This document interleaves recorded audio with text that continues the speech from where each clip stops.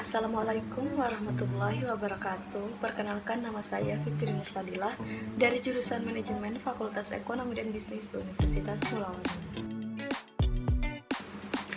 Di sini saya akan melanjutkan materi dari bab 4, yaitu ada strategi tingkat bisnis.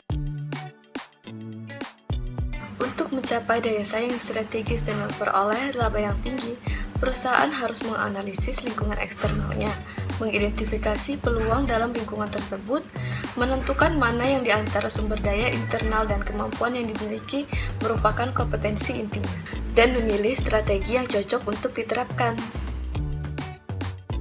Lanjut, ada konsumen, siapa, apa, dan bagaimana.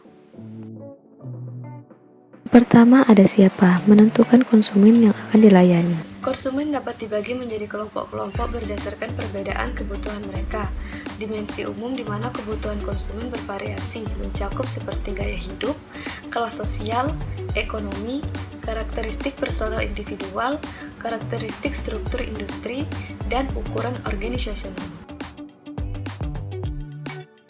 Lanjut, yaitu ada apa, menentukan kebutuhan konsumen untuk dipenuhi. Kebutuhan dasar yang dimiliki seluruh konsumen adalah untuk membeli barang dan jasa yang akan memberikan nilai. Perusahaan akan terus-menerus memberikan nilai yang akan semakin bertambah kepada konsumen yang seringkali mencapai daya saing strategis dan laba yang tinggi. Lanjut, ada bagaimana, menentukan kompetensi inti untuk digunakan guna memenuhi kebutuhan konsumen. Perusahaan yang menggunakan kompetensi inti untuk memenuhi kebutuhan konsumen. Secara individu atau kelompok, kompetensi inti digabungkan untuk menerapkan strategi pencipta nilai.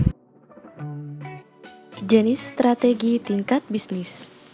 Perusahaan yang mampu membangun posisi industri yang menguntungkan akan lebih mampu menghadapi 5 kekuatan persaingan daripada pesaingnya. Oleh karena itu, posisi yang mapan memberikan keunggulan bersaing bagi perusahaan itu. Berikut beberapa dari jenis strategi tingkat bisnis. Pada saat menerapkan strategi keunggulan biaya, perusahaan akan menawarkan produk dengan fungsi yang dapat diterima kepada konsumen dengan harga yang tetap bersaing terendah.